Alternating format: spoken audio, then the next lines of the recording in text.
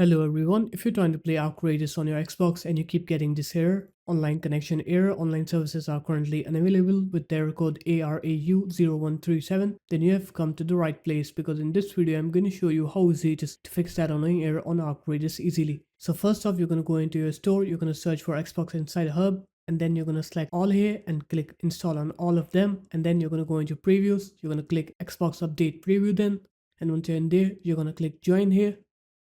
And once you click join, you're going to scroll down and you're going to select Xbox Update Preview Omega and you're going to click save then. And once you click save, Xbox will update your Outrageous and then you're going to go ahead and restart your Xbox. And once you're done with the restart, now when you try to play Outrageous, you'll see that you will not get that error anymore.